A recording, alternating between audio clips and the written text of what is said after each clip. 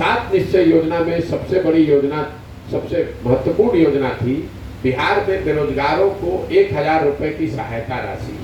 ऐसा इसलिए बनाया गया था कि किसी भी बेरोजगार युवक को 18 से 35 साल में अगर 1000 रुपए भी कम से कम सहायता मिले तो उसको मजबूरी में पलायन नहीं करना पड़ेगा। ये योजना जमीन पर आज तक शुरू ही नहीं हुई है। मुझे इसका एक भी लाभार्थी आज तक मिला नहीं। दूसरी योजना थी स्टूडेंट क्रेडिट कार्ड की। 2015 में जब इस योजना बनी तो हम लोग का अनुमान था कि बिहार में 1.25 करोड़ लोगों को 12वीं के बाद पढ़ाई के लिए आर्थिक मदद बैंकों के जरिए दी जा सकती है, जिससे उनकी पढ़ाई अच्छी हो और रोजगार मिलने में उनको सुविधा हो। अभी तक सरकार के आंकड़ों के हिसाब से भी पिछले 8-9 वर्षों में 10 लाख लोगों को भी इसका सुविधा नहीं मिला है। ज्यादातर जगहों पर लोगों ने स्टूडेंट क्रेडिट कार्ड की योजना को करीब करीब भुला दिया है। 2 योजनाएं जिसकी चर्चा होती है वो है नल जल योजना और नाली गली के पक्कीकरण की योजना। नल जल योजना में सरकार का दावा है कि 2/3 करीब 70% से ज्यादा नल जल योजना चल रही है। जमीनी हकीकत यह है कि 70 से 80% योजना नहीं चल रही है। ज्यादातर जगहों पर नल जल योजना या तो बनी नहीं ठीक से, बनी तो चली नहीं, या चली तो जमीन के विवाद में पड़कर वो आज बंद पड़ी हुई है। ये चीज कहीं चर्चा में अभी नहीं है। मेरा जो अपना अनुभव रहा है कि नल जल योजना में जो भ्रष्टाचार हुआ, जो गलती हुई वो तो हुआ ही। सबसे बड़ी परेशानी ये है कि जमीन का स्वामित्व को लेकर कोई क्लैरिटी नहीं है। जो लोग उस समय वार्ड सदस्य थे उन्होंने अपनी जमीन पर या अपने दोस्त मित्र रिश्तेदारों के जमीन पर इस योजना को बनवाया।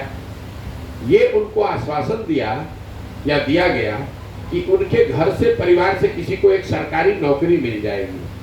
नतीजा ये हुआ कि जब वार्ड सदस्य हार गए तो उन्होंने नल जल योजना का ट्रांसफर ही नहीं किया, उसको एक तरह से अपने कब्जे में ले लिया। या जिसके जमीन पर ये योजना है वो अब कह रहा है कि हमको नौकरी मिली नहीं तो हम इसको चलने नहीं देंगे। और बजात्ता कई जगह पर तो लोग शादी ब्याह में इस योजना का संसाधन का उपयोग करके पानी का कारोबार कर रहे हैं, टैंकर में पानी बेच रहे हैं। ये हालत है। अलग अलग जिलों में ऑब्वियसली इसकी अलग अलग स्थिति है। पश्चिम चंपारण और शिवहर जैसे जगह पे तो 90% नल जल योजना काम नहीं कर रही है, लेकिन गोपालगंज, सिवान, छपरा, वैशाली में भी अभी तक जो हम लोग की समझ है 70 से 75% योजना काम नहीं कर रही है। इक्का दुक्का योजना ही कहीं काम करती दिखती है। 7 निश्चय में जो सबसे बड़ी योजना थी वो थी नाली गली के पक्कीकरण की। उस समय ये अनुमान किया गया था कि 2015 से लेकर 2020 तक में 5 वर्ष में अगर सभी घरों के नालियों का पक्कीकरण किया जाए, उन नालियों को एक बड़े नाले से जोड़कर पानी को गांव से बाहर निस्तारण की व्यवस्था की जाए और गलियों को का भी पक्कीकरण कर दिया जाए, तो इस पर करीब 5 वर्ष में 80,000 करोड़ रुपया खर्च होना था। जो गांव में हम लोग देख रहे हैं, घरों के नालियों के पक्कीकरण की तो कोई योजना कहीं है ही नहीं।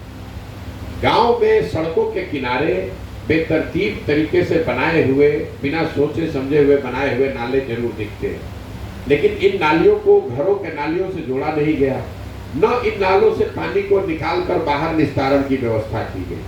नतीजा ये हुआ कि ज्यादातर जगहों पर ये नाले कूड़ेदान में तब्दील हो गए हैं, उससे पानी निकासी की कोई व्यवस्था हो नहीं रही है। गलियों के पक्कीकरण में तो इतनी लूट है कि उसकी कोई बात करना ही बेमानी है।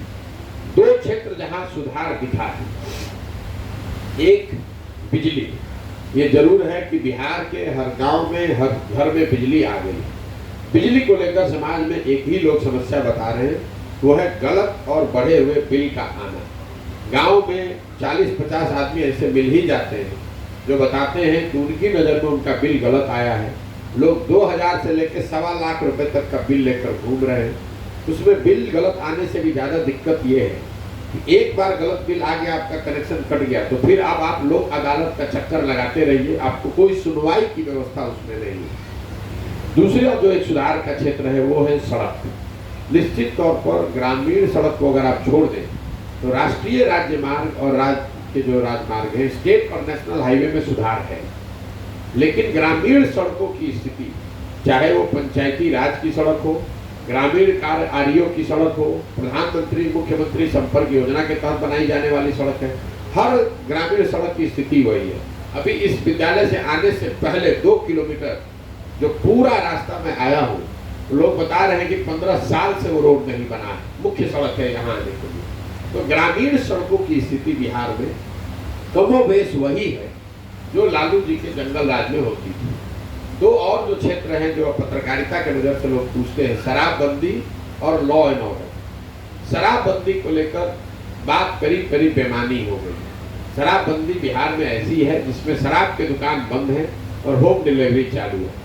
और अब तो हम 200 दिन चलने के बाद इस पर चर्चा भी करना समाज में पूछते भी नहीं, क्योंकि लोग साथ में चल रहे हैं तो उनका मुंह से बात जो आ रही है हमको पता चल रहा है कितने लोगों ने पिया। शाम हुआ नहीं कि आधा तो नहीं कहेंगे, लेकिन 20, 30, 40% लोग आपको शराब पिए हुए रास्ते में मिलते हैं। हम अब तो हमको किसी से पूछने की भी जरूरत नहीं है कि शराब का बिक्री हो रहा है कि नहीं हुआ। तो हमारे जो लोग साथ चल रहे हैं हम लोग अब फील कर रहे हैं। शराब और बालू माफिया पिछले 5 वर्ष में बिहार में सबसे समृद्ध, ताकतवर, राजनीतिक और आर्थिक रूप से सबसे ज्यादा समाज का शोषण करने वाले नया वर्ग जो नीतीश कुमार की देन है। शिक्षा व्यवस्था तो इन्होंने ध्वस्त कर दी, लेकिन 2 चीज इन्होंने बिहार को दिया, शराब और बालू माफिया। इसको बिल्कुल नए तरीके से, जो हम लोगों ने पहले कभी नहीं, बिहार में शराब माफिया कहीं नहीं था, बालू माफिया आज से 10 साल पहले कहीं नहीं था, 14-15 में भी मैंने नहीं देखा था। अभी हर जगह व्यवस्थित तरीके पे सबसे ज्यादा धनाढ्य, सबसे ज्यादा पैसा कमाने वाले, सबसे ज्यादा जमीन खरीदने वाले, अपराध से जुड़े हुए, हर तरह का गैर कानूनी काम करने वाले लोग शराब और बालू माफिया के लोग हैं। और ये पूरा तंत्र नीचे से ऊपर तक जुड़ा हुआ है। पत्रकार बंधु भी जो यूट्यूबर्स हैं, सबसे ज्यादा उनको अगर कोई डरा धमका रहा है अधिकारियों के बाद, तो अधिकारियों के बाद सबसे ज्यादा डराने धमकाने वाले लोग ये शराब और बालू माफिया से जुड़े हुए लोग हैं। एक और जो समस्या मैं पिछले 3 महीने से ज्यादा सुनने लगा हूँ, वो है बिगड़ती हुई कानून व्यवस्था। जब हमने अक्टूबर में चलना शुरू किया था तो ज्यादातर लोगों को के मन में लोग ये आशंका थी कि महागठबंधन की सरकार बनी है तो लॉ एंड ऑर्डर, कानून व्यवस्था बिहार में बिगड़ सकती है। मुझे लग रहा है कि फरवरी महीने से मैं अब कमोबेश हर दिन ऐसे लोगों से ज्यादा मिल रहा हूँ जो लोग बिगड़ती हुई कानून व्यवस्था की चर्चा करते हैं या उन घटनाओं का जिक्र करते हैं। खासकर सिवान के बाद से, सिवान में, छपरा में, महाराजगंज में और अभी वैशाली में भी ये बिगड़ती हुई कानून व्यवस्था समाज की नजर में बड़ी एक समस्या के तौर पर उभर कर आ रही है। कमोबेश यही अनुभव है। 3 चीज जिससे सबसे ज्यादा जनता परेशान है वो है अफसरों की मनमानी, अफसरशाही से परेशान जनता, सरकारी विभागों में फैला हुआ भ्रष्टाचार और हर सरकार की योजना, चाहे वो केंद्र की हो या राज्य की, उसमें व्यवस्थित तरीके से काटे जाने वाला पीसी, दलाली, भ्रष्टाचार।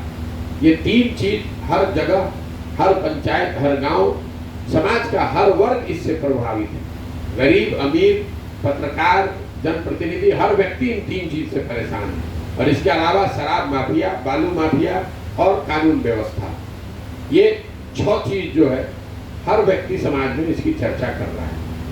ये मेरा अभी तक का अनुभव है। बाकी आपके जो सवाल है वो आप कर सकते हैं। बहुत बहुत धन्यवाद।